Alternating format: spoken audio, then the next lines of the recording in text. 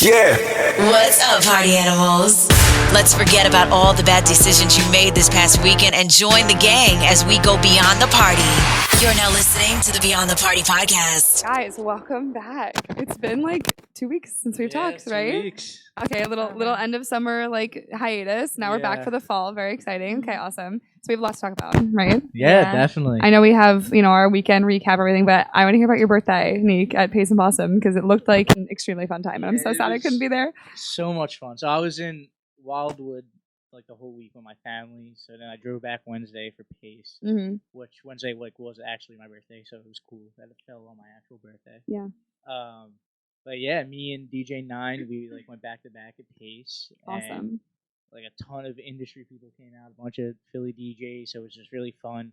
I was really happy that the showing we had, and shout out David Mai, he hooked it up for me.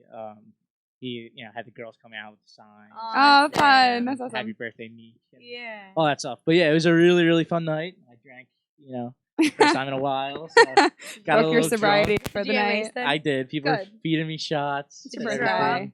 I didn't throw up. Did you black out? Didn't throw up. A little. Oh, It's a little blurry, but It's I a remember spectrum. most of it.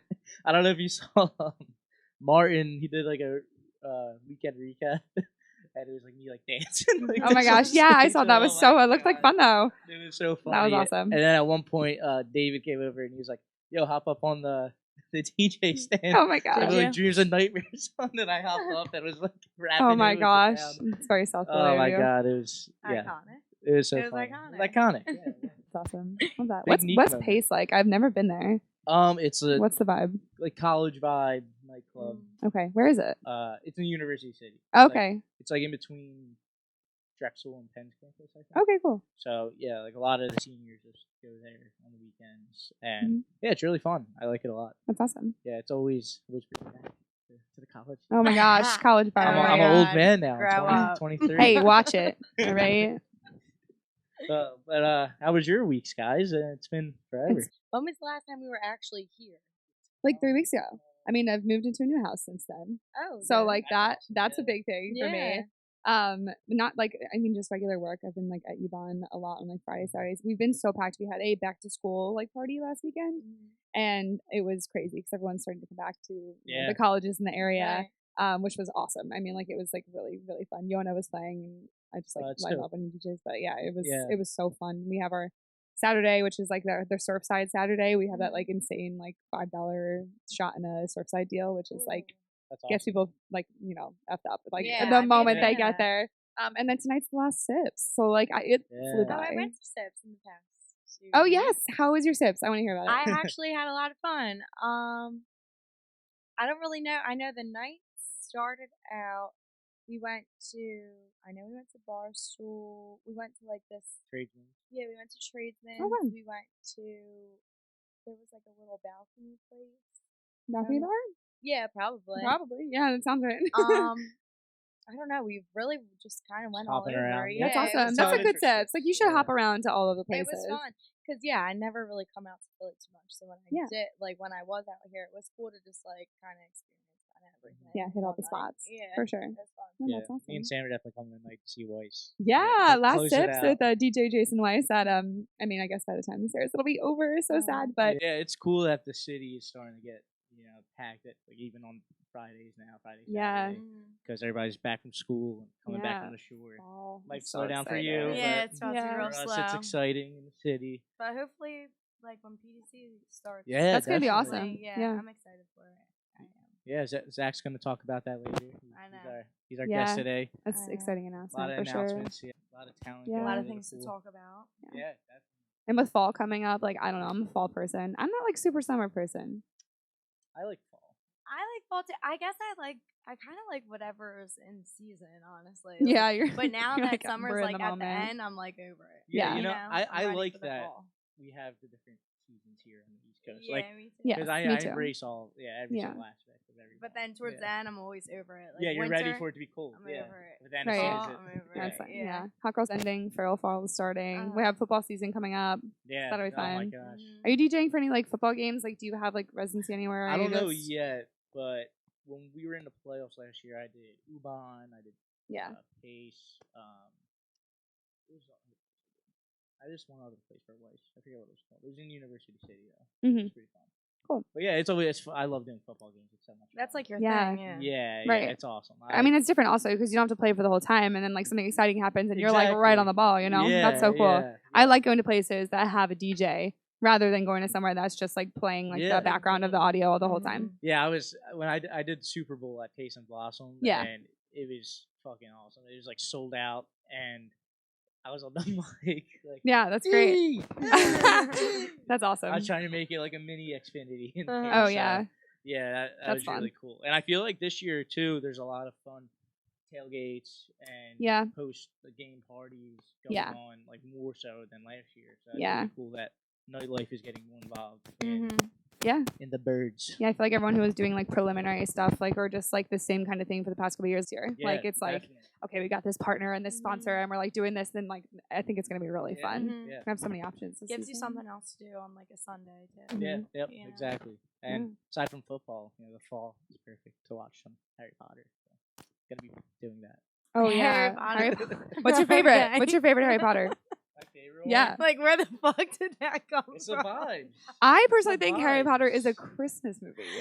I don't really think Well, I like Harry Potter. There's Christmas and which one's that? Second one? Yeah, I think that's why. Or like there was always like When it's the like the snowing. not the Lifetime, but like whatever was like ABC or something. They would always have the Harry Potter marathons like That's Mm. true. in like November, Yeah, December. that's So true. so it's like a transitional movie. fall, winter. I think. Where you want it I to mean, be. but yeah, they also have that scene where it's like all the leaves and I stuff. guess I watch it Uh-huh. all. Yeah, that's why. That's yeah, what yeah, yeah. makes So it's like you think of the one or the other. It's either fall or Christmas. Yeah, Yeah, I love Harry. That's so funny. But summer's the best because I was born in the summer. So. that's true. That's true. When's your birthday? April. Oh, okay, got it. So like spring. Spring, When were you born? February. So That's winter. spring.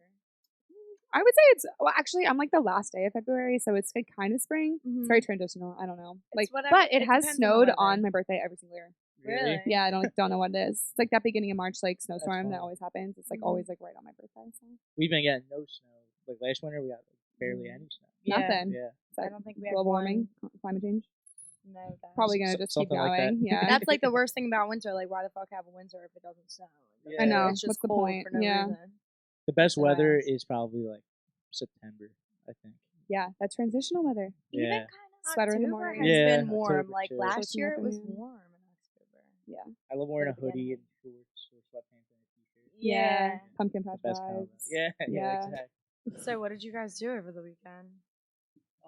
Friday I went to Morgan's Pier with a few friends. Oh yeah, you Oh. went with Mia. That was fun. Oh yeah. Was it You fun? go with me. Yeah, that was really fun. I was with her on Thursday. Okay, yeah, I saw that. Yeah, You guys we had posting all fun. over Instagram. Yeah. Um, You know how we do. That was fun. DJ was pretty good. Got pretty drunk. Fun. I like it miss Morgan's there. Pier. I haven't been in so long. I think I've only gone once ever in my life, but it was It's fun. really fun there. every single Saturday, Friday last Sometimes it's a weekend. little, I mean, last like, summer. Too much, I feel like. Like the Mhm. crowd, it's like Yeah, a little Well, overwhelming. But bathroom lines. When I went, it was like the last basketball game with like the Sixers, this. Sixers? Yeah, it was like all that, and Yeah, that's people were probably going crazy. fucking crazy, and I was Yeah. just there after Dave and Buster's. Like I was just hanging. Yeah. Oh my God, like I wasn't there for Buster's. that. I love that. Yeah, it was fun though. It was a good vibe. Yeah, Dave and Buster's. Now they have Winston on the water, which is like right behind Dave and Buster's. How's that? Pretty fun. Yeah. I Didn't love you that. DJ More- there one more before? show. Last year I did. Yeah. So what did you do Saturday? I DJ'd at Fado, which is Oh, like a right, bar in soccer Center bar. City. Soccer Uh, bar. oh, Every time you yeah. say that, I think about the British people, the soccer team, Oh coming my in and God. asking you to play all these songs you didn't like. Yeah, You're like, that, what? that was hilarious. When the Premier League was here. Uh-huh. Mhm. I don't. Were you on that episode? That might have been an episode you missed. When the Premier League was here, they played in the Eagle Stadium, and afterwards, I guess all these British people came to watch the soccer Mhm. because it's their favorite soccer teams. Right. Yeah. Do you guys watch the challenge? No, I've heard a No. lot about that lately. There was like a girl on there from the UK. She was like a rapper. Oh, really? Yeah, I forget her name. What's that like? Game I don't show? know if she was even really good, but It's a game show.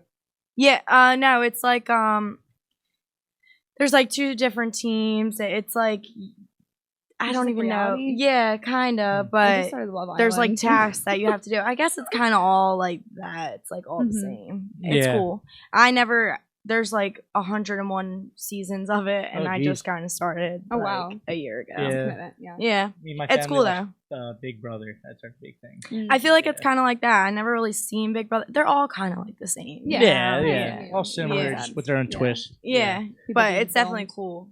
I like the challenge. It's pretty good. That's awesome. I'll be on Big Brother one day. Right, you always say that. Manifest it for you. Speaking into existence. Yeah, I keep saying it. You know? Yeah, I've been saying it since I was like 12. So there you go. So why don't you try to do it? I did. I applied this year. They didn't answer. I think I did it too late. Try again. You gotta make a video, and you have to like 30 Can we second, see the video? like, audition. Not right now, but like, can we see the video? I gotta. What'd you have to do? You just have to like. You have to like talk about yourself and like convince them like why you would be good for the show. What'd you say? What were your points? I said that. What did I say? I said that I'm like a super fan of the show. So I've like been studying the show since I was 12 years old, and I know that I can and will win the game if they put me on. I've played sports my whole life, so all the physical challenges I can do. I also went to college, graduated, so I think even the mental challenges I could like help out. That would help me out a little more on. Also, I feel like I'm a very social person. I mentioned how I'm a DJ and I'm always talking to people. Networking is my whole job. And having like a social game on a show like that's huge. You want everybody to like you so they don't throw you off. I haven't seen a single reason why they didn't call you back, honestly. I know. I think I did it too late. And then I think I said, and I mentioned like they always like having like showmances on the show. So I was like, and I'm single, so showmance isn't out of my... Throw that one in there. Yeah. I probably said a few other things too, but that's great. Yeah, that was basically it. Yeah, Good points. I think I'm a great candidate. Yeah, I might just have to. We have to clip this. Tag them. Yeah. Tag them. Everyone comment Big Brother in the comments. What did you do this weekend? I moved into my house, so that was like a huge endeavor. I went from a 1-bedroom apartment to a 4-floor house. And I'm so serious. I have no idea how I fit everything into my 1-bedroom apartment because it's almost too much stuff for my 4-floor house, which is triple the size of my 1-bedroom apartment. Is it just you in there? It's me and my boyfriend and my dog. Oh, so yeah, we have the basement and then like the main floor, which we made like a sitting room and our kitchen. And then the second floor is our bedroom and a bathroom. And then the third floor, we made our living room and a bathroom. So if you follow Grace on TikTok, you will see it. It's all over there. Yeah. Oh, speaking of which, I was going to say this, but I posted TikTok yesterday and I've been getting ripped to shreds all night and all day today because I said that I went to 2 thrift stores over the weekend. I was like really excited to share it because my whole page is about being like getting things for discounts or getting things for free or like refurbishing your house and stuff like DIY. So I was like, oh my gosh, like let me share my favorite thrift stores. This will be so great. People will love this, right? No. So I posted it. And of course I say these places are in Northeast Philly when I really meant they were in North Philly East, which to me, I mean, like my dad's from Northeast Philly. My grandparents are from there. Like they grew up there, like all this stuff. Like people are like, you're not from here, like we get it, like all this stuff. Someone this morning was like, wow, you're stupid and you're ugly. I was like, god damn. I was like, I'm so sorry. Like I even commented, I was like, before you come from my throat, like sorry, like this one specifically in East Kensington, this one specifically in like North Square, which I had never heard about before, but like to me, I was driving northeast from where I was, so I was like, oh, okay, well, like, I'm going northeast, so like apparently it's North Philadelphia East, not Northeast, so I have learned my lesson and I will never ever speak of Northeast again on my TikTok for fear of getting like absolutely ripped to shreds.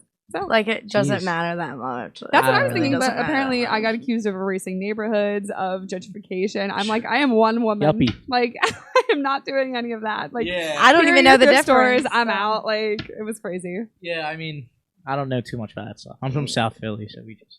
I'm not even from Philly at all, so I have no fucking clue. But people get very up in arms about the specific neighborhoods in Philadelphia. Yeah, I mean, which I get totally, but I commented almost like immediately when the first person said this is Northeast. I was like, oh, sorry, I actually meant North Philly East because like when you look it up on the map, it literally says North Philadelphia East, like right where Temple is, like right where I was. That was not enough. At the end of the day, too, you weren't even like really talking about the neighborhoods. You were more so I wasn't. I said let's go thrifting in, like let's go thrifting up northeast of Philly, and like suddenly I'm like up in like East Kensington, all these other places. But the stores were the main like thing. Right. I saw the one comment. They said it, and then you're like, "This has been already been addressed. Thanks. Yeah. I literally by the end of it, I filtered a lot of the comments because they were just like mean. Like, okay, like you can tell me I'm wrong. People just be trolling. But like no, like internet. people were like came from, like I said, came from my looks, like came from my life. Like we're saying like all this different stuff, and I was like, was that like necessary? Yeah. Like I said, I misspoke like a half a sentence, and you're like coming from my every existence. So, like, did social you watch media the is rest? Yeah, like Are you gonna come at here? the end? Like, no, it was crazy. So I mean, I've been very fortunate up to this point not to have like any trolls. I've never had like my audience is like wonderful, and That's I good, love the community I've built, and like everyone is so nice, and like I get like repeat commenters, and like I've made a lot of friends on TikTok, which is so funny. But this is the first time I've actually had like I've woken up like stressed. Yeah. I'm stressed. Okay. Like I don't know. I'm like putting my phone away for like a little bit. Like you can't look at it. The life of celebrity, gosh. Oh That's god, no, fucked up. not a celebrity. Just like unfortunately, my TikTok landed in the wrong audience's hands. That's it. But yeah, let's move on to our top 5. Yeah. You start. This week we're doing best late night food spots. Yes. Let me pull my list. So my number 1 is to go get a cheesesteak. Very Okay. very Philly of me, I guess. Very. Where? So I either go to Argan or Phillips, which they're both open throughout the night. So just makes it easier. And they're pretty good. Get cheesesteak with fried ravioli. Delicious. I love a fried ravioli. Been trying to stay away from it though. You know, Right. trying to lose weight. But Working on my summer vibe see for what next happens. year. Then the second one, McDonald's. Absolutely love McDonald's. If I'm with like a few friends, we get the bundle box. Oh, yeah. Fuck it up. Yeah, they pack that thing up with Real. sandwiches and the fries and nuggets. It's delicious. If Taco Bell was open late, I would definitely be Ooh. at the Taco Bell. Yeah, when I was in, I know that's not on my list, but when we were in Fort Lauderdale, every single night after the club, we got Taco Bell. See, Every it's single not open late out here. Like the Yeah. one down by me is only open till I think 12. I've never Oh, had wow. Taco Bell. Yeah, Really? Never in my life. I don't know. My mom didn't like it, so we just never Yeah. grew up going there. I've been trying to Taco like stay away Bell. from fast food and stuff like that, but Mm-hmm. sometimes McDonald's, you know, it just Yeah, hits different. have to. Yeah. Third one's Wawa. Especially when I was in college, I love Wawa. Just getting like a buffalo chicken sandwich, buffalo chicken quesadilla, something like that. And it's just convenient because you go in, you order your thing, and then you could also grab a bag of chips or whatever, you know. Right. And then my fourth one, this isn't a thing anymore, but me and my friends, like after drinking or whatever, back in high school, drinking water, we would go to Penrose Diner, which was open 24 hours. And it was just fun too, like just going to the diner and sitting around a table with your friends and just, you know, bullshitting, ordering whatever. So that was always cool, but sadly they're not open 24 hours anymore after the pandemic. I don't know if any diners in Philly are. Yeah, I don't think they are. I Yeah. think you're right. There's no diners down by me. Yeah, 24. that was always really cool. And then for the last one, I put my kitchen because sometimes it's just nice going home and making a bowl of cereal. Right. Whipping up something Yeah. good. Yeah. Yeah, or some leftovers. Yeah. Little microwavable mac and cheese. You know? No, that's one Easy time I Mac. woke up and I had made like a full burrata board for myself. I was like you were saying, it was like girl dinner at like 3 a.m. I was like, because I like woke up and I saw like all this like it was literally like it was a cheese board and it had like some arugula on there, some like tomatoes and stuff. And I was like, I was eating you went good. I was like, crazy. I wish I'd remembered that. Like, I was like, I could have saved that for the morning. Like, Right. Nope. Ate the whole burrata like night before. Going off of like your Penrose Diner or whatever, sometimes do you guys ever like get sad when you watch like old school movies and like everybody goes to the diner after the football game and like everybody has so much fun? I'm like, milkshake. Yeah, Right. like the burger joint. you yeah, know? like Yeah. I always Burger think thing. about Grease, like how Uh-huh. everybody goes back to I the know, diner. yep. I like Saved by the Bell. Yeah. Yeah. Really, Yeah. Yeah. Be making me Good sad. times. Nostalgic Gosh. road, life we didn't live. Right. It's Yeah. Like so fucked up. Okay, I guess I'll do mine. So obviously McDonald's is number one. Wawa is number two because they're always 24 hours. Oh, well, obviously I work at Harris. The only place open late night is Taza on the weekends. So that's where we always go. What kind of food's that? It's just like a deli. Okay. So okay. I know what you're talking yeah, about. like salad, subs, and then if it's late enough, you get breakfast. Oh yeah. Early enough. Oh, I would love that. What else? And then honestly, probably just like Chelsea Pub because they're open pretty much 24 hours and they have food until late. Oh, cool. But it's like quesadillas, wings, shit like yeah, that. bar food. Yeah, and then Irish Pub too. They are 24 hours and they have food the whole entire time. It's called Irish Pub. Irish pub. Irish Oh, pub Irish as pub. well. Also. So those are my 5. What about That's you, good Grace? list. Yeah. Okay, mine's like extremely Philly centric, obviously, because I spend all my time Yeah. in the neighborhood. But so the first one's Gay Pizza. It's right outside of Woody's. I fucking love Gay Specifically, Pizza. The mac and cheese pizza, which I have not seen anywhere else do just as good Uh-huh. as Gay Pizza. Incredible, long line, but they have a security guy out there. They just like get you in and out. Get my mac and cheese pizza, go home, devour, go to bed. Done. Mhm. The next one, surprisingly, is Domino's. But if you think I'm going to say pizza, Oh, you're yeah. wrong. It's the chicken Alfredo pasta. What? I know, From I know. Domino's? I like feel like this calling to tell everybody I know about it because it's actually the most delicious thing you'll ever have in your life. Is it? It is. Is the You'd chicken be good? surprised. Quality? It is. Really? And I don't even really eat meat. And I'm like, I like get scared of chicken. I won't make my own chicken, but Uh-huh. I will eat this chicken gladly, especially at the end of the night. A little Alfredo pasta, and then but their pizza is really good too. The pan pizza specifically with the garlic sauce. Mhm. Easy, perfect. My grandmother's rolling over. And Anyways, Fast. okay. The next one is the halal truck, specifically outside of McGillen's.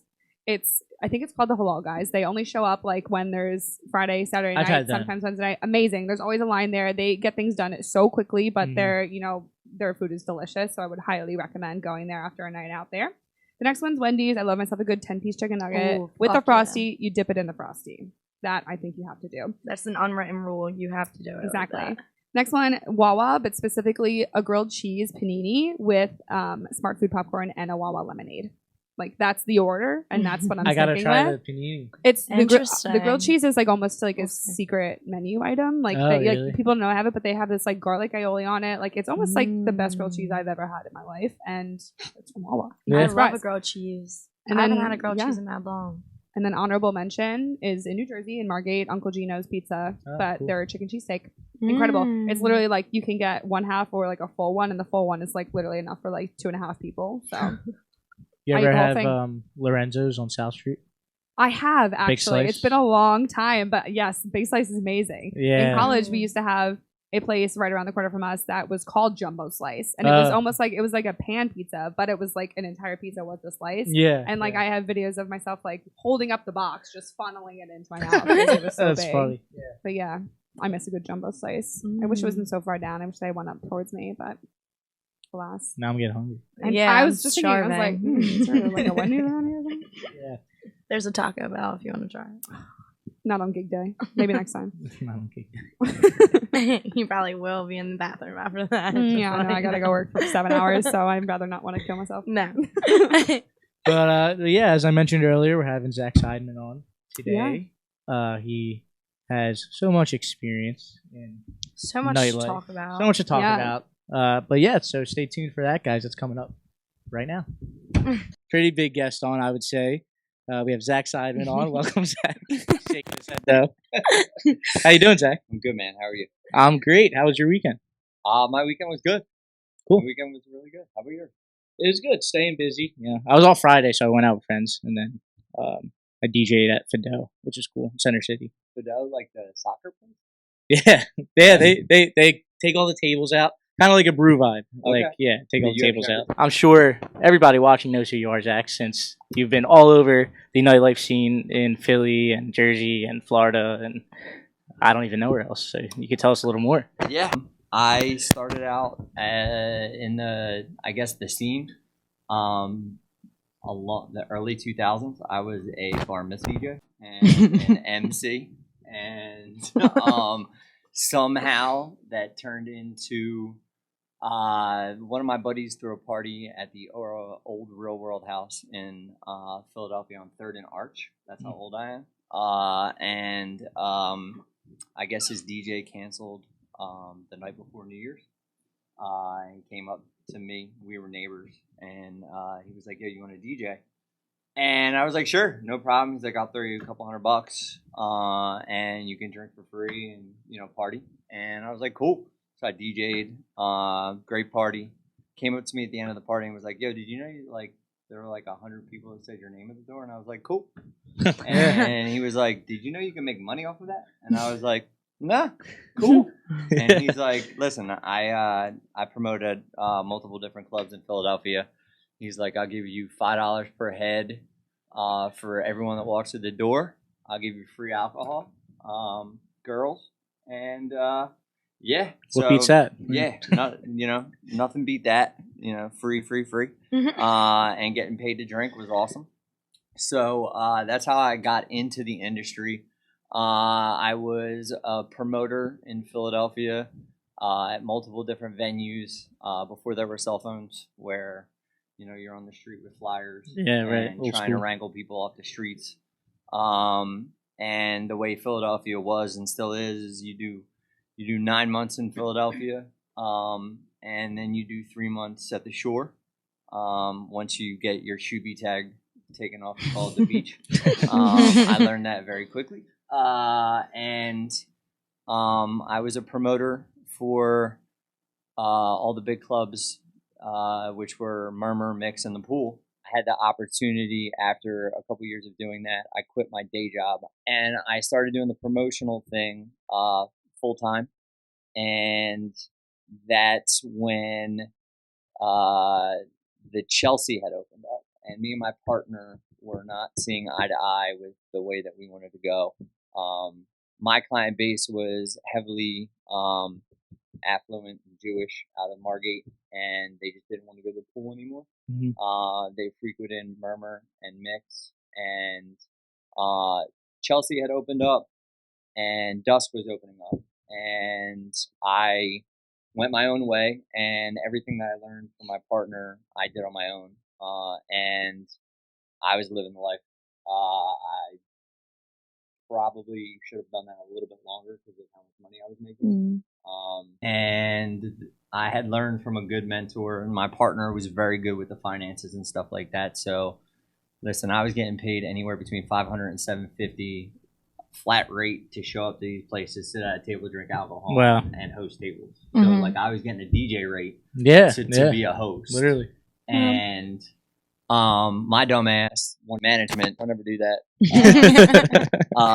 And I was negotiating between the Chelsea and I was negotiating between the Chelsea, Borgata, and Dusk.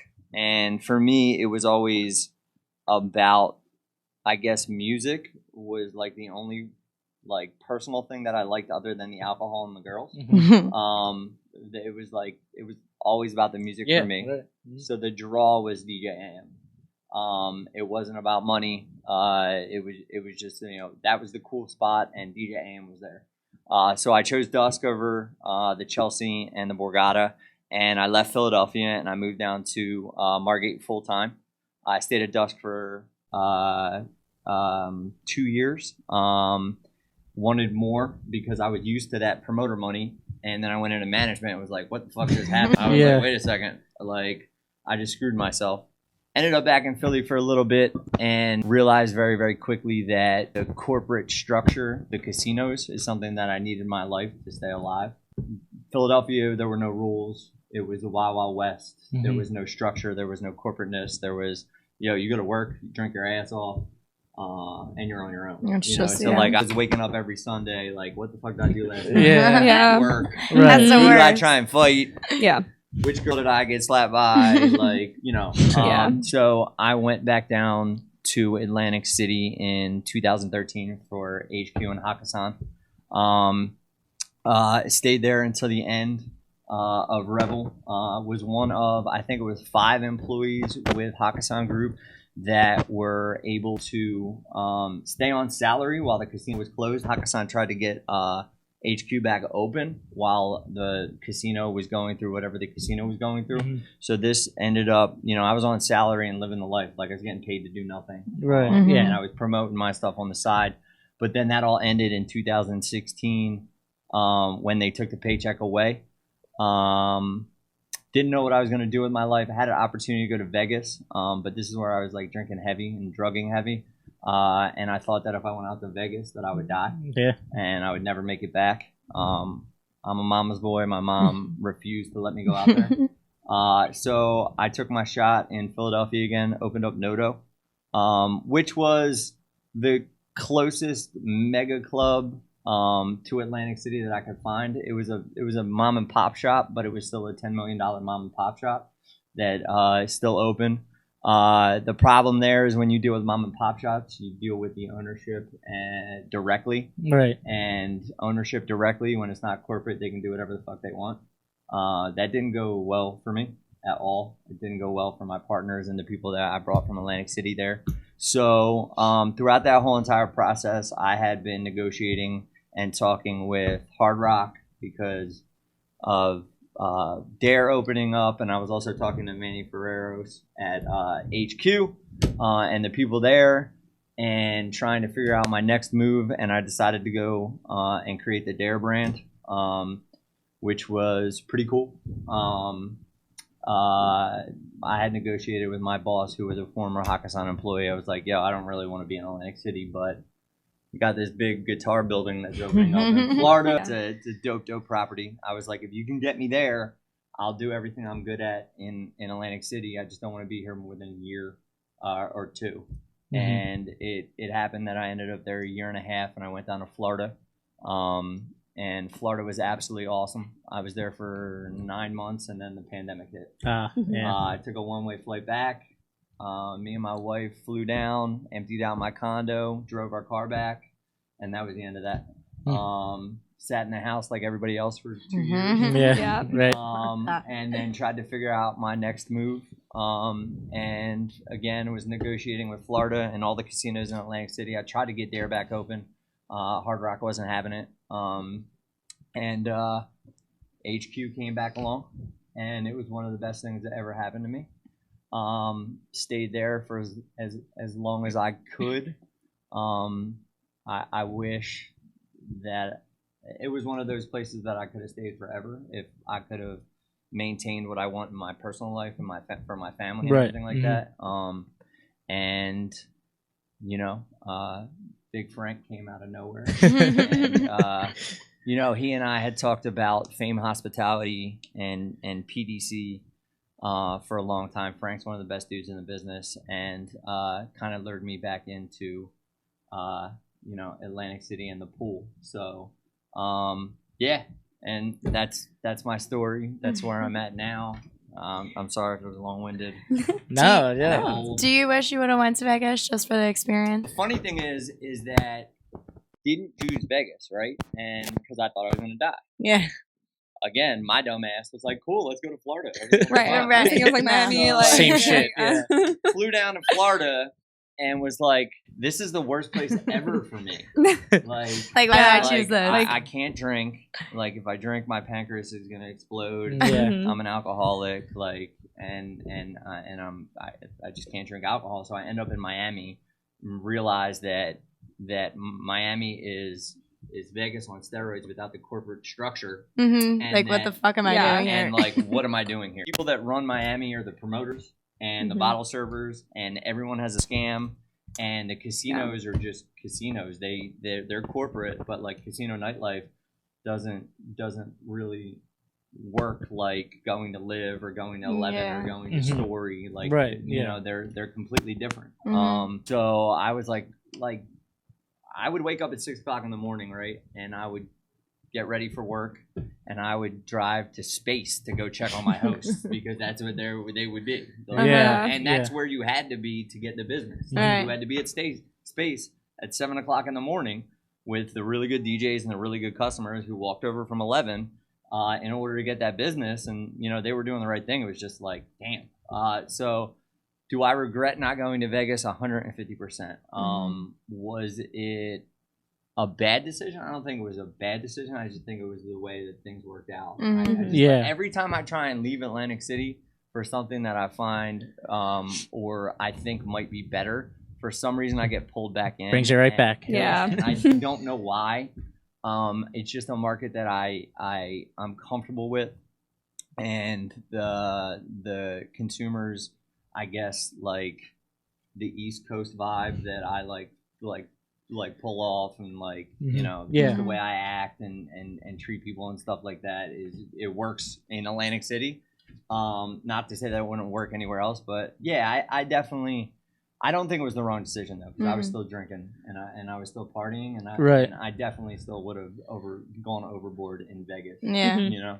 You But, just kind of yeah, have to get out there. It It's just definitely happens. a missed opportunity. I Mhm. can tell you that much. I know, like we mentioned before we started this, that you're a father. And do you think when you became a father, your mindset like completely changed on like the the partying aspect of everything and all that? So, being a father has been one of the best things that's ever happened to me in my entire life. I don't think that it changed my mindset on the partying.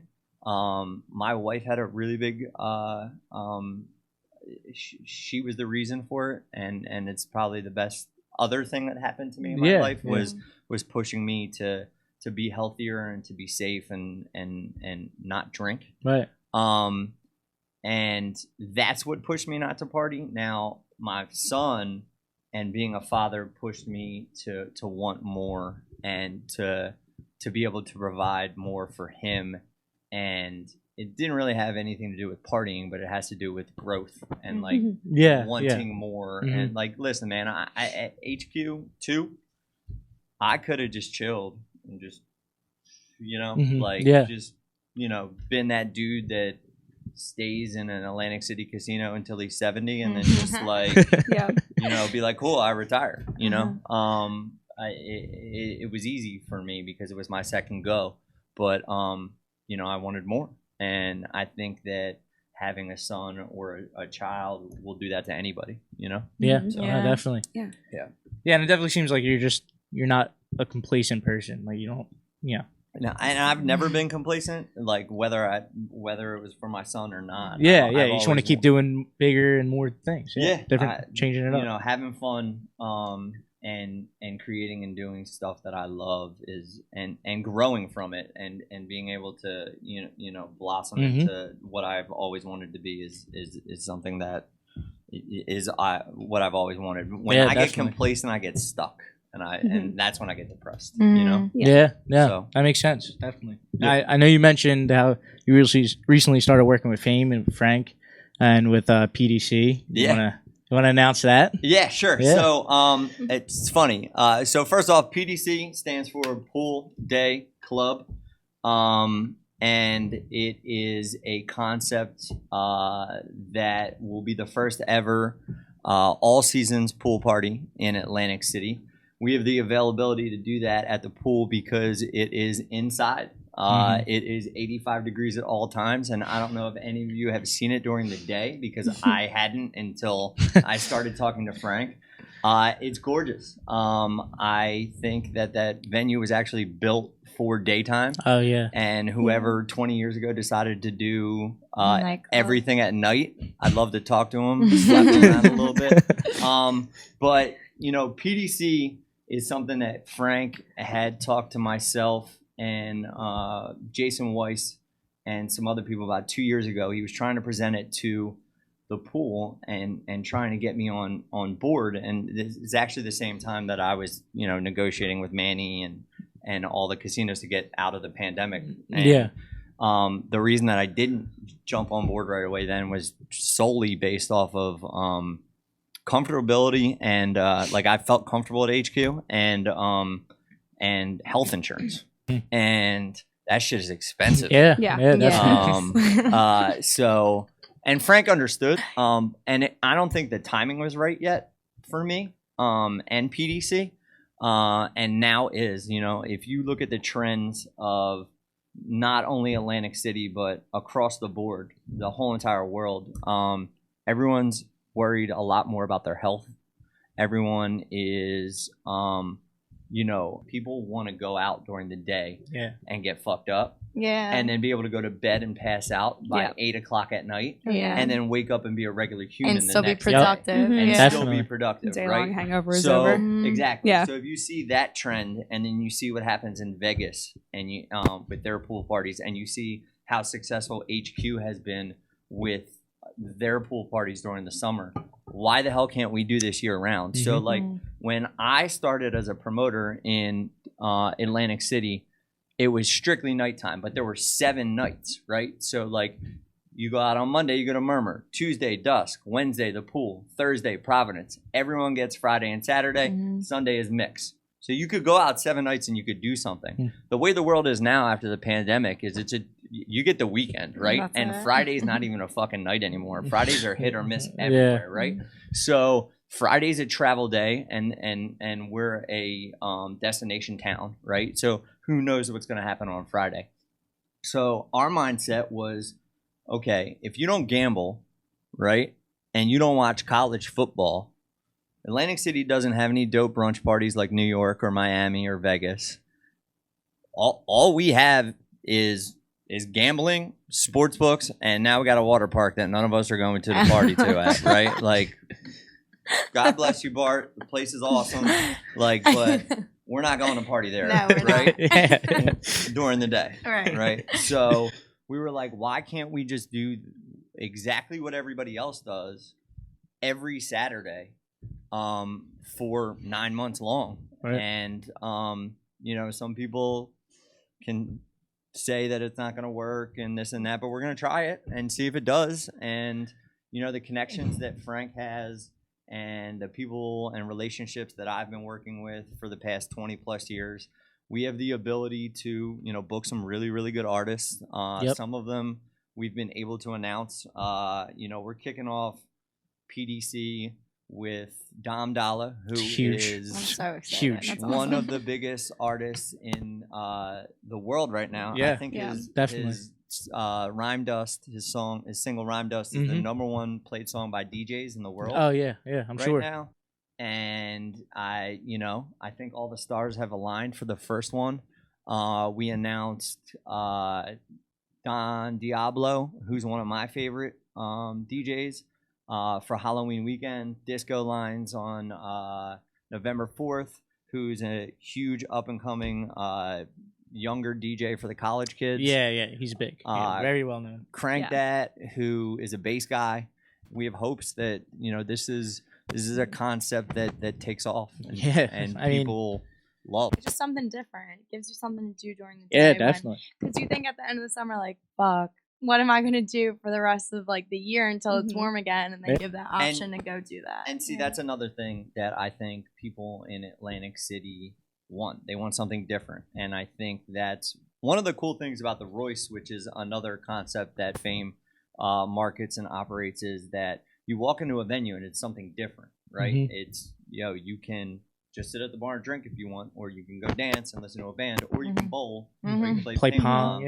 And everyone that walks in says, oh, this is different. So, you know, it's definitely going to take a little bit of time to catch on and for people to understand that, like, oh, wow, it's snowing out, but we're swimming in a pool. But I do think it's something that the city needs and wants. And I think it'll be pretty cool. Yeah, I think it will be too. Yeah. Sounds very cool. Yeah. I'm excited to come. It's exciting. Yeah, it's exciting. It's different. Like, yeah, and with Frank and the way that we work with Caesars, we have the ability to do some things that other casinos don't, you know, because, you know, when you work for a casino, you have to follow the policies and procedures of a casino, and everyone knows how that goes when you're operating at the pool, or if you're operating at HQ, or if you're just a drunk asshole in a casino. They have rules. Yeah. And there's some cool shit that you can't do because of those rules. Yeah.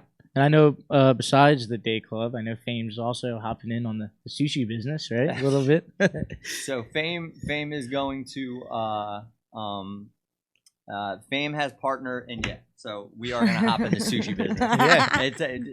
I'm gonna sell some fish. No.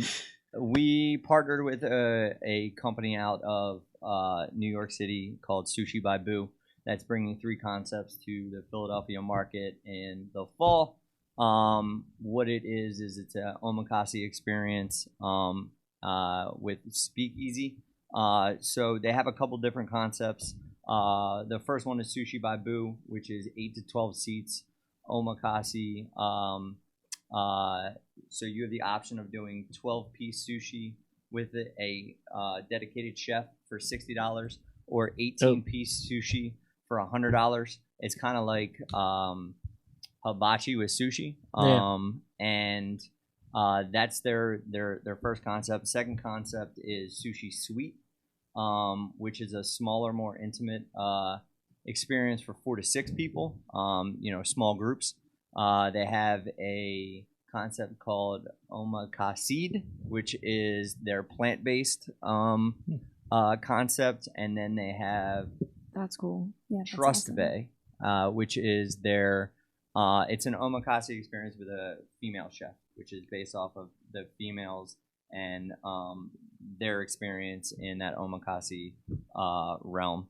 So there's 3 opening up in Philadelphia, one in Fishtown, one in Midtown, and then one in Old City. And Frank and I are hoping to bring a couple to Atlantic City, and we're really excited for that concept and project as well. So the first one's slated for the end of September, and then the other 2 hopefully before Thanksgiving.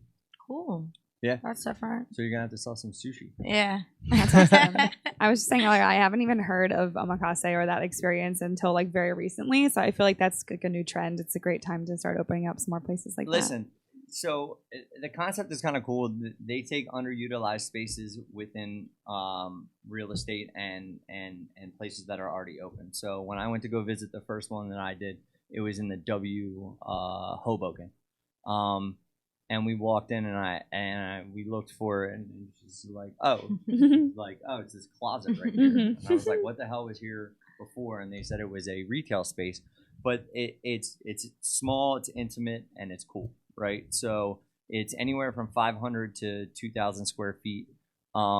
It's 50 minutes long, so if you want to go on a date and actually have an experience and not take 3 hours to have a steak dinner, you're in and out. I couldn't believe that I was full.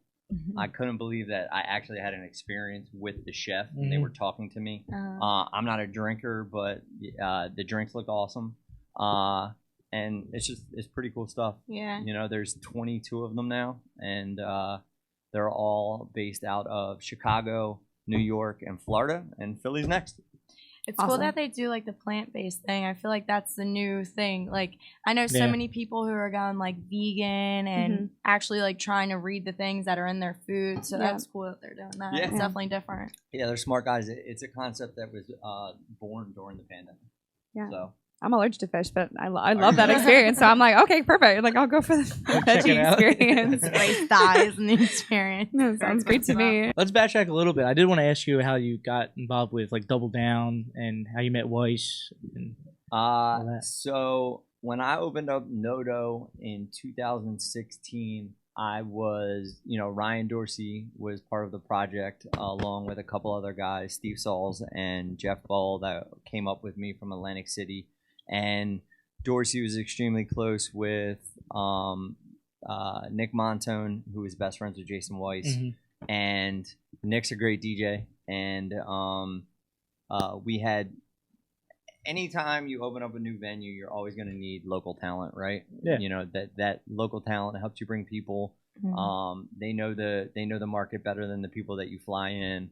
So we went to Nick for and Jason for a lot of our local talent because I had been in Atlantic City for so long, and Ryan still had recess. So Ryan didn't want to take money away from his new money, so Nick and Jason helped us out a lot with that stuff. And Jason and I ended up getting pretty close through our relationship in the venue. We just liked each other, and I think I had explained earlier, mom and pop shop. I'm a huge pain in the ass, and No, for real? I am. I am. KP learned that in one day, one night. So I'm a huge pain in the ass, and I don't have a filter, and I say what's on my mind, and sometimes I go like that. And sometimes I don't. Most of the time I don't. And it didn't go well with me and the owners there. Unfortunately, we've made amends. What's up, James? When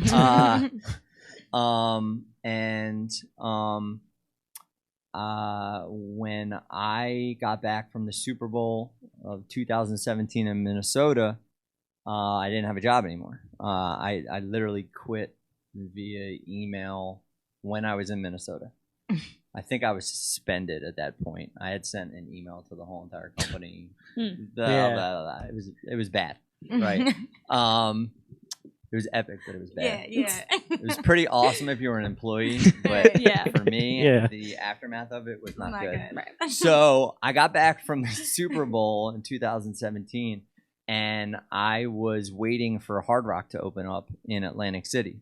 Super Bowl happens in February. Hard Rock didn't open. Hard Rock opened the same time that HQ did and Ocean did in 2018. So what the hell was I going to do? And in my mind, it was like, cool. I've been doing this long enough. I have enough relationships. I have enough connections. I'm just going to start my own company, right? I'm going to start my own DJ agency within the Philadelphia Atlantic City market because, Philadelphia had some agencies, but from what I had learned from Hakkasan and all the agents and everyone that I was dealing with, I was like, I think I could do this a little bit better than, what's going on in Philadelphia and Atlantic City. I'm going to take a shot at this. And the business aspect of it, I really didn't have any clue about, opening up an LLC, insurance, all that bullshit. And I was explaining this to Weiss, and Weiss was like, I had a crazy idea. And I was like, what's up? He's like, fuck all that shit. And I was like, what do you mean? I don't have a job. And he's like, no, listen. He's like, that shit takes forever. He was like, I'm good at that stuff. I've already done it. Yeah. He's like, I need help with the other stuff. So why don't you just jump on board with me as a partner? And I was like, what? And he was like, yeah. I was like, are you serious? And he's like, yeah, I'm dead serious. And didn't think he was serious at all. And he brought paperwork to me, presented it to me. The percentages worked out in my head. I think he's taking a little advantage of me right now, but I'm just joking, bud. And we signed the papers, and the first thing I did was change his logo because I fucking hated it.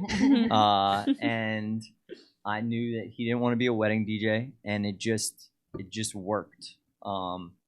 And he's now one of my closest friends and family. He's the first person to call me and ask about my son. That's awesome. Yeah. And we talk about his daughters and his wife and family first. And listen, Jason's probably the most misunderstood DJ in Philadelphia. He has a filter problem as well. Yeah, you said that. A very bad filter problem. I've tried to train him on social media. He doesn't listen.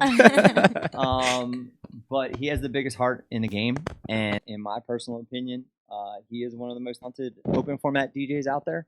And a lot of people don't understand that playing support for a headlining DJ is one of the hardest things to do.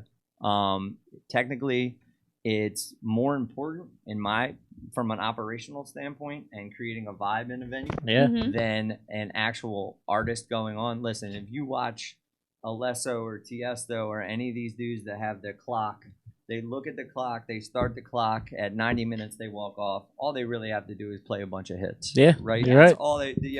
Alesso, go up there, play your 30 fucking hits, take your money and go the fuck home. You brought us all the people, but for someone like Jason or anybody that has to go into a venue and play. Also, if you look at the time slots, right? HQ opens at 10 o'clock. Oh my gosh, the headlining DJ doesn't go on until 1 o'clock. Jason's playing for 3 hours. Then the headliner goes on for 90 minutes. That's 2:30. And then Jason's got to go on for another hour and a half, right? Yeah. Catch me at the pool Friday, guys. That's yeah, crazy. he'll be on for 10 hours. So, that's 4.5 hours of keeping people entertained, right? Yeah. And you're not allowed to play hits. No. So, in my personal opinion, I think Jason is one of the best open format DJs in the game. He introduced me to a lot of really good DJs out of New York and a lot of really good people from LA in the DJ industry. And I know a lot of people dislike him, but he's one of my favorite people in the entire world. Yeah. So Double Down has been a blessing. It's always been a side hustle, but it's more fun than work. Yeah. So I'm happy to call him a partner and a friend and family, and I'm happy he made that phone call back in 2017. So I know you worked with obviously a lot of companies, a lot of different venues, and a lot of people. What would you say is probably something that you like look back on and you're like, wow, like I created that, and that's like something that was like a really like big success, and that you were just happy that you were involved in the creation of it? So there's a lot of projects that I'm happy that I was involved in. A lot of things that that I could say was like my creation or something like that. But in 2018, when I decided not to go back to HQ, and we created Dare, it was the first time. So like HQ wasn't mine. HQ2 wasn't mine. It wasn't Manny's. It was Hakkasan. Yeah. Listen, I learned a lot. That's where most of my experience came from, but it wasn't mine. It wasn't my idea, you know? And Dare was. So, like, I don't know if any of you guys know this, but Dare was supposed to be an 11, like 11 Miami. Like, my old boss from Hakkasan introduced me to the 11 guys. I actually cold called them. And then I showed up to their table at the Super Bowl because I knew that they were going to Atlantic City. Yeah. I literally had, so like I cold called Danny Solomon, who's a partner at 11, and it was on LinkedIn. He responded and we started talking, and I was like, cool. And they knew that I knew that it was going to be 11, and my old boss, Matt Minicino, was helping me with them. I went out to Super Bowl in 2017. Tao had a huge party after the Eagles won. And, you know, I was good friends with Joe Friedman from Atlantic City, who ended up being with Tao. And the 11 guys walked in.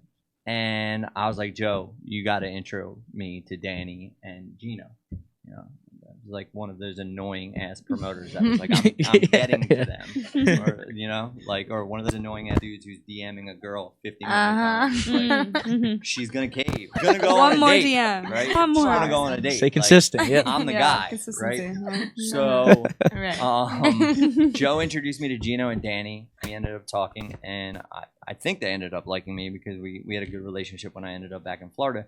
But it was looking great for me at that point. It was like, cool, I just have to be patient and wait.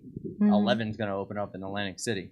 11 ended up pulling out 3 months before Hard Rock was supposed to open. So, like, my old boss called me and was like, yo, I got good news and bad news. And I was like, what's that? And he was like, 11's out. I was like, well, fuck my life. You're like, I just went through all this. No, I was like, so what's the good news? And he was like, Hard Rock called me. And I was like, okay, cool. So what does that mean? He goes, that means you're picking me up at the airport tomorrow morning at 7:30. Okay, cool. Picked him up at the airport, drove him down to Hard Rock while it was being built, sat there, you know, waited for the meeting to be over, came out. I was like, yo, how'd it go? He's like, drive me back to the airport. Drove him back to the airport. He flew down to Florida to the corporate offices, and he met with all the bigwigs in Hard Rock for that whole entire day. And he was like, we have to create something. We have 3 months, you know. And everyone in Atlantic City is like, you can't miss Memorial Day weekend. Memorial Day weekend's the weekend, right? So, you know, we were in a time crunch, and he called and was like, yo, man, I don't think it's going to work out. And again, my heart dropped, and he's like, just fucking with you. Oh my I got gosh. the offer. You're I was like, all right, cool. So I was like, I'm set now. Now it's time to like create. And we started from scratch. I was the first one hired. This is happening in Miami, and this is happening here. No, you have to follow this. So it was like a real like punch in the face, but had to learn and go with the flow. So we were able to hire everybody, create the brand, create the marketing plan, create the bookings. The only thing we weren't able to do was help with the design, which was a huge part. Huge part. how's that for you? Yeah. I would have been like, the 11 design was way cooler than what Hard Rock came up with. We walked into the room one day, and it was like, yo, that DJ booth takes up the whole entire fucking room. What the fuck are we going to do? So that was kind of the only thing that was a Debbie Downer to the whole entire project in the beginning. But it was hire all of our friends and all of the people in the city that were valuable. And you know, that was the first time in my career that I had created something from jump to see it open on Memorial Day weekend. And then we were competing with we were competing with HQ. We were competing with the pool. We were competing with, was Haven still open then? I'm not sure. I don't even know. But it was all a huge competition, and it was watching something that you helped create. Yeah. And doing the book. It was just really, really fun. And then to see it grow to another property. Yeah, Florida. Yeah. And then go down and do that. I mean, listen, don't get me wrong. It wasn't all great. Like there was a lot of bullshit that went along with it, and a lot of stress. But it was one of the best experiences that I've had creating something from scratch. That's awesome. That's really cool. On a talent level, what would you say is like your best experience you've had with a celebrity or talent that you had somewhere? Who's the coolest person you've ever met? That's a better one. It is. Because so most of these dudes suck. I'm just joking. Just get their paychecks and leave. Really, really expensive 6-figure guys suck. All right. So the best experience that I've ever had with a celebrity or artist is going to have to be at the grand opening of the Guitar Hotel in Florida with Johnny Depp. He did not poop on my pillow. He did not beat up any girls. No. So anyway, somehow... Love him. Yeah. So Pirates of the Caribbean, right? I'm a Disney freak. Awesome. Johnny Depp. Cool. So somehow the nightlife team in Florida got pulled into. It was actually Nick Sipp. What's up, Nick? Who used to be on Frank's team. Oh. And I think he's now like the director of marketing he's still at the Guitar Hotel. He's the man. Anyway, we had to bring in about 50 artists, celebrities, everyone from Miguel to Morgan Freeman to Johnny Depp to the Chainsmokers, right? And they were all there for the grand opening of the Guitar Hotel. Dare wasn't ready. It wasn't open. It wasn't gonna open. It was in shambles. Jason Weiss was there. My boy Steve Sauls was there. You can ask him. The club was in shambles. Oh my gosh. So our boss offered our services to handle all of the artists. And somehow, some way, like I was one of the escorts for the celebrities, and there was a room with a waterfall, and they had to walk around the waterfall, go on stage, and then go to the lobby, and then get into in front of a step and repeat, and to the press. Right? They had to answer as many questions as they signed up for, and this and that, blah blah blah. So I was an escort. Somehow, I guess Hard Rock didn't have enough security guards set up, right? So Morgan Freeman walks in. God, literally God. From Evan Almighty walks right down the red carpet, and all the security run to him, and all the escorts run to him, and I'm just standing there. I'm like, cool, there's God. That's the guy. And next one up was Johnny Depp. No security, no escorts. So they're like, Zach, can you please escort Johnny Depp? I was like, cool. And then right behind Johnny was Sofia Vergara's ex-husband, or whatever they are, like the real good-looking dude, Joe, whatever. Yeah. All the girls are with him, and I'm just stuck there with Johnny Depp. I would not. Like stuck there. I'm like, and so he does the whole red carpet thing, and I'm just standing next to him, and when the red carpet thing was over, he came up, he introduced himself to me. You know, we talked for about 5 minutes, and then they were like, are you ready to bring him to his next section? And his next section was through the hotel lobby out to the pool. And I'm like, me? Am I ready? Like, where's the security? He's like famous.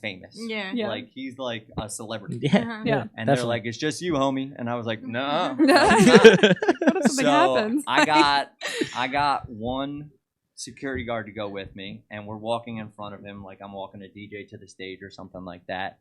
And it was busy. There were thousands of people there, and people realized that there's two goofy little white guys walking with Johnny Depp. So people start like rushing him, right? And they start bum rushing, and I'm talking like 100 people. So like, I'm claustrophobic, and I'm starting to bug out a little bit because the security guard they sent me was not a security guard. And what am I about to do right now? And I was like, I'm about to get trampled by people with pictures of Johnny Depp, you know, looking for sick. Like there were real fans there. So I'm like, yo, homie, pick it up. And the dude was drunk as hell. Like he was partying. That's funny. Yeah. So like as people got closer and closer and closer, I started bugging out more and more. He's like laughing and like making jokes with his accent from Pirates of the Caribbean. And we finally get to the door, and there are stanchions, but people are pushing through the stanchion. There's one woman at the door, and she's in a wheelchair. And I get the door open, and he stops. And I'm like, yo, dude, what are you doing? Like, we're about to get trampled. And he's like, give me a fucking second. He's like, I'll do whatever I want. I was like, okay. I'm Johnny Depp. Like, what are you going to do? Yeah. And I'm like, oh, what's this dude about to do? There's thousands of people screaming his name.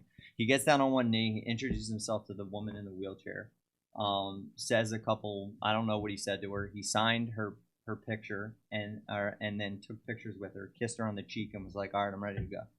And I was like, that's one of the coolest things I've ever seen. That's really cool. Life. Yeah. That's awesome. And he was awesome to our staff that waited for him to, I mean, he showed up at 4 o'clock in the morning on a jet, all fucked up.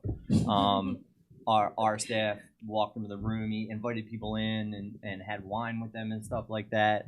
So, like, from a celebrity standpoint, someone who's, like, really famous, that dude's awesome. Yeah. That's so cool. That's really, what a great story. Wow. That's awesome. Yeah. Very cool. Yeah, a lot of celebrities, I feel like they're not how they seem, you know, on camera, off camera. They're like, you know. Yeah, don't believe anything until you actually meet them, man. Yeah, you don't really know. Yeah, you have no idea. Yeah. I mean, this guy was Lil Dicky's camp counselor, so me and Sam like mentioned Lil Dicky like when Zach was first in here, and he's like, "Oh yeah, I was just like his camp counselor. I know Dave," and I'm like, "Oh, cool, First name, great, his government name, like okay, yeah, right. David, Wow. yeah, David Bird, Cheltenham, Pennsylvania. amazing, hometown hero. Yeah. All right, Zach. So, what was your favorite Philly or AC show that you were part of? So I am biased here because I do have a personal relationship with him, but it was actually David Bird, Lil Dicky, hometown hero of Cheltenham, Pennsylvania, and Camp Quebec. Camp Quebec. Camp Quebec, Schwenksville, Pennsylvania, the best place on earth. Actually, I had my bachelor party there. Oh wow. Yeah. For me, it was awesome to be able to see someone that came from my hometown, and I was a camp counselor. Watch him grow and everything that he wanted in life, where like a lot of people thought he was weird, but he was just like way more intelligent than the rest Creative. of us. Yeah. Creative. Mm-hmm. It was fun to see someone like that be so successful. Like he's like a celebrity star. Oh yeah, Oh, yeah. yeah. Like right, like he's like Kevin Hart's his homie. Yeah. Right. Like, Yeah. right? Household name, Like, you know? Brad Pitt was on his show, so Yeah. like to be able to call up his agent, who actually is friends with a bunch of people that I grew up with, and you know, put an offer in for him, and then have him tell me that, you know, Dave rarely does shows in Philadelphia because it's so hard for him because he is David. For him to do a show in Philadelphia was special for me to get it booked, to see him come into the venue. Like he was fucking hilarious in the venue, right? bet, So like yeah. the venue sold out, and this was before Freaky Friday. This was just Save That Money. This Okay. was like, Mhm. all right, Mhm. this was like Save That Money. It was definitely 2017 at this point. And the entire venue was sold out. And I remember introducing him to Joel Embiid, and all the Sixers were there.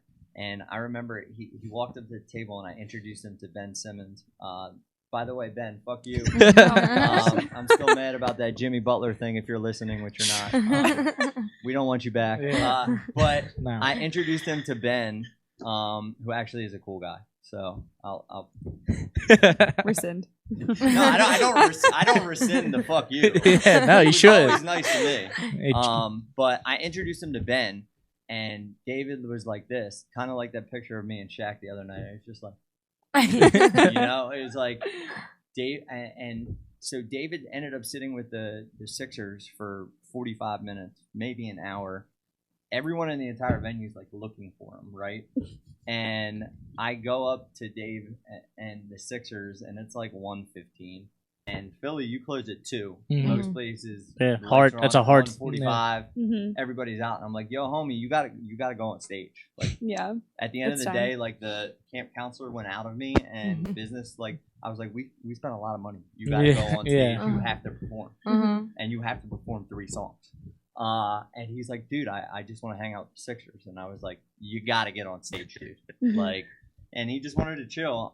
But then to see him get on stage and perform, and to see the whole entire city go to that venue and have a personal relationship with him was something super cool. And then we were able to do it again in 2018 at Dare, after Freaky Friday came out, Which was and- fucking so big. Yeah. Yeah, it was huge. Yeah. Still one of my favorite songs. Like, and to see the difference between his fame in 2 years or Yeah, 1 year Right. Mhm. was like insane. Like in Philly, I think his parents dropped him off at Noto. Oh my gosh. Just because that's like the That's kind great. of guy he is. Yeah. Yeah. Right. Yeah. And like I love in that. Atlantic City, he drove up in a Sprinter with 20 friends and private security, and I was like, "Who's this dude?" You know? Yeah. Like, two Yeah. different Completely worlds. different. Yeah. So that that was definitely one of my favorite shows. I do have to say, and if I didn't admit this, my resume, like, we booked Drake in Atlantic City, man. Like, Yeah. Right. So Yeah. I'll always we booked Drake. Yeah. Yeah. I don't know what else to say. Mm, Drake pretty played awesome. at Dare. Dare, I don't care what anybody says, was a 350, 400 person venue. No way you fit 800 people in there, whether you have the deck or not. And I don't think Drake will ever play to that small of a crowd ever again. Nah, probably not. No. No. Yeah. That's crazy. Yeah, That's so he, awesome. he did show up at 3:00 in the morning. Also, Ben Simmons' fault, because they were dating. He was dating Kylie The after Jenners. a show or something like Right. that. So Yeah. fuck you again, Ben. Thanks a lot, man. But yeah, he did perform to a very large crowd in a very small room, and it was pretty awesome. Yeah, no, That's so that is cool. really cool. Speaking of AC too, I was too young to ever experience it, but I know there's HQ2 now, and Yeah. there was the original HQ. What are kind of like the differences there, and like Yeah, what are I your never knew experiences that. from both of them? Yeah. You never knew that. I always knew it was. I called don't think a lot of HQ2, people know but that. I never, Right. like. By the way, I this guess is 1 the- and 2. Duh. So Got there's it. 1 and 2, and then this is how young this dude is, right? I met him at the pool with Vice, with Vice 2 years and- ago, maybe? Yeah, it was 2 years ago. Yeah. We started talking, and I brought Murmur, and he was like, "What's that?" And I was Yeah. like, I'm going home. Oh. So, all right, HQ1 and HQ2, two very different experiences for me. Both amazing places. HQ1 was owned and operated by Hakkasan Group out of Vegas. I'll probably drop some names that you guys might not know, but they're pretty big in the industry. And they're people that I learned from, and I blame most of this on, which is a good thing. I interviewed with them in 2013, and I actually turned the job down. It was in the trailers because Rebel wasn't built yet. I remember walking into a trailer. It was like Manny Romano, Adrian Hardy, and Christos Papagrico. Like, they went performing, and I was like, fuck. Like, all these dudes have the same book as me. Da-da-da-da. So I sat in a room with Alex Cordova and John Opus. Cordova and Opus interviewed me. There was a vibe. I think they liked me. Alex looked at me and was like, listen, we're going to have you go out with Opus in New York City and show you exactly what we do. Because at that point in my career in Atlantic City, nobody knew what a VIP host was.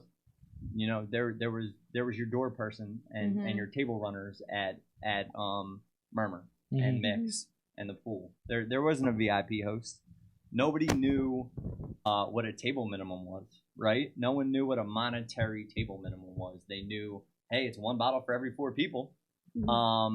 And what Hakkasan Group did was kind of like the Dark Knight shit, right? You know the scene where the Joker walks into the gang and he's like, yo, I can only keep one of you. Yeah.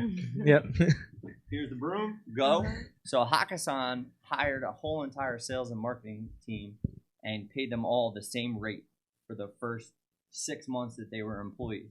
And then what they were going to do was they were going to break them down into different positions. There are 5 different positions of host. There's a junior host, a regular host, a senior host, an executive host, and a lead host, right? And at that point, I was 33 years old or 32 or something like that, and I was a GM of a bar in Philly, and I was like, I ain't doing that fucking shit. I was like, listen, these dudes were in suits on the beach flyering. Yeah, jeez. These dudes were work and females. They were working, like they were hustling, and I was like, I'm not doing that. So I negotiated a deal to be a third-party partner with them, and I worked on Friday nights and Sunday nights, and when the venue opened, I was like, fuck. Kind of like the Vegas thing, right? Like, missed opportunity. Yeah, right. You're a dumbass. But what I did was, I took my flat rate and my commissions off of the tables that I sold, and I had a good time. And Alex ended up calling me back in December when they broke up those positions. They couldn't find a lead host. And at that point, I was like, I don't care about the title. I was like, they're offering me the money I want. The commissions are ridiculous because I can already see it. And they're going to open up a beach club, right? Another thing that people didn't know is that, like, when the beach club opened up, HQ Beach Club at HQ1 was open 5 days a week. It was open Thursday, Friday, Saturday, Sunday, Monday. Oh, wow. Right? So, like, these dudes would ship out guys from Vegas, teach us how to work. I remember my first day, there's this dude, Omar, that was training us on sales. He openly told us that the people that paid us picked favorites, right? He was like, they were open and transparent with us. They were like, you don't think that, like, if we don't like you, we're not going to pay you as much as we like this person? And I was like, oh, fuck, I'm going to make sure these dudes like me. So, all the dudes that came in from Vegas, I made sure that I had a relationship with, but they were also extremely, experienced in hosting, in getting customers to spend money, but not only spend money, like gain a relationship with them and work with them, right? The work ethic and what was instilled in us was a Vegas model. It wasn't an Atlantic City model. Problem was the casino was a fucking shit show. When I tell you that the host team ran amok of that casino, like we ran amok of that casino. There were 26 of us that I was managing, right? Jeez, yeah. The sales and marketing team, 26 hosts. I could get a room whenever I want. I stayed in the rooms from Friday to Monday. Wow. You can't go in a room. You can't even knock on a door as an employee. Right? We would eat for free. We were making more money than the casino at Hakkasan One. And also, Atlantic City is always 5 years behind the trends, right? So that was right when the EDM bubble hit.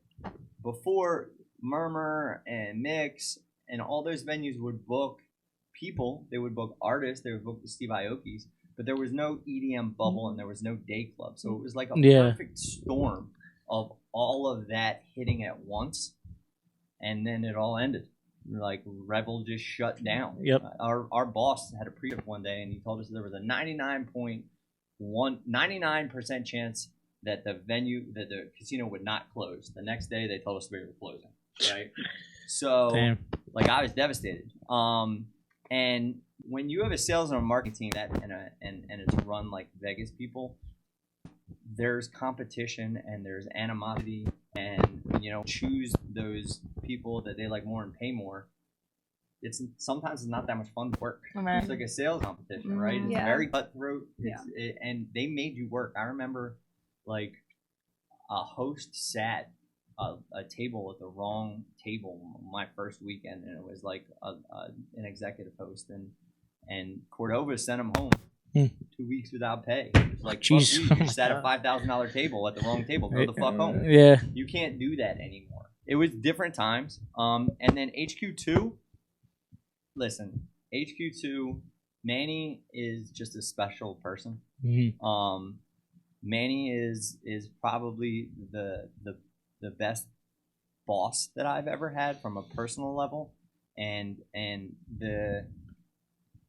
another thing before I go on about Manny is that it wasn't all peaches and cream from 2018 to 2020 HQ2, right? HQ2 for those 2 years there were a lot of cooks in the kitchen. There were like 15 nightlife veterans that all thought we were in charge, and they had that crazy owner in the casino, and Manny had a tough time. But once the pandemic ended and Manny could get that place back open, what Manny was able to create was a culture and a family of good people from Atlantic City that were really good at their jobs, that cared.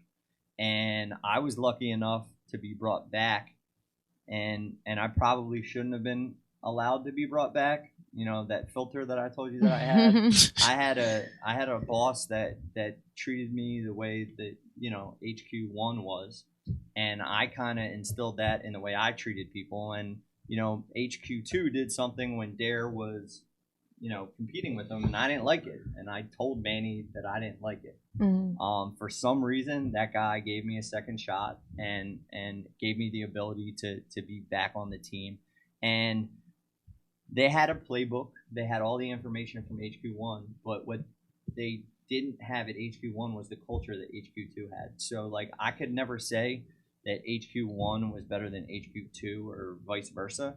They were different, but HQ2 is a place that if I could have stayed at forever and been able to provide for my family and grow, is a place that I would have stayed at forever because of Manny and the people that were there. That doesn't happen in nightlife. So yeah, we had Manny on for our 3rd episode, I think, and the amount of love that his post got is insane. He's just a real dude, man. Yeah. Like I said, he should have never given me a second shot because I was a smart ass. But he did. Yeah. That's awesome. Yeah, I feel like nobody ever has anything bad to say about him. Yeah. No. And if they do, they're wrong. Yeah. And if they do, they're wrong. So awesome. Well, Zach, thanks so much for coming on. Thank you. Thank you so much. PDC, September 23rd. PDC, go check it out. Be there Every Saturday. Every Call Saturday. him. No, I'm just joking. Call me up. Yeah. I'll start selling some tables. Yeah. Make some side cash. Guys, we'll tune in next week. We'll announce the next guest. Oh, I can't talk. Next guest. Yeah, there it is. We'll announce the next guest in the next few days. So stay tuned. See you guys.